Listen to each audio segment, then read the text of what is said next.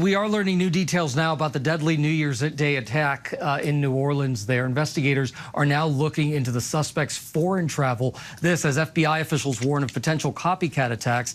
ABC's Christian Cordero is in New Orleans with the latest now.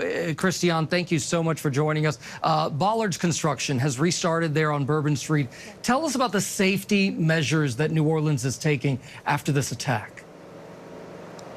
It's fascinating, Gio. So our producer, Ashley Regal, and I were walking around just a half an hour ago, and we heard actually first Kelly Clarkson's lyrics, "What doesn't kill you makes you stronger." We followed the sound and actually learned that that was coming from inside of a construction zone and competing with a deafening sound of jackhammers.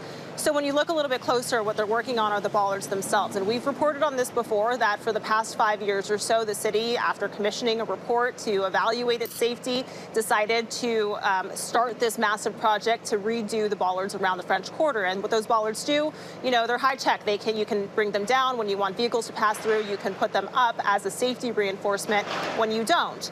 And that's one of the major sticking points when it comes to the scrutiny officials have faced in light of what happened, because that construction has not yet been completed. And what the city is saying is that they were focused on the Super Bowl, which is happening next month. One thing that I want to note, Gio, is that for the first 2 days after this tragedy, the message from officials here was that business is back open and you should go about your life in defiance of terrorism. Now, on the third day, Gio, it's very clear that this is an urgent priority. An urgent priority, and like you say, scrutiny for the officials there about that particular issue. Where does the investigation stand right now, Christian? So officials are looking into what the suspect was doing leading up to this, of course, as you would imagine. And because of that, it has taken itself well outside of New Orleans, well outside of Louisiana. We know that the suspect, Jabbar, drove in from Houston, so his house in Houston has been investigated and evidence has been pulled from there.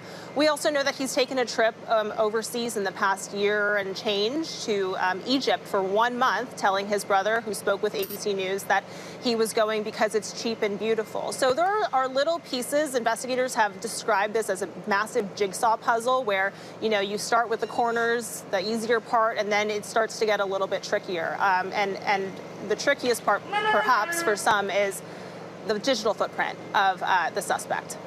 All right, Christian Cordero there in New Orleans for us. Thank you, Christian. We appreciate you.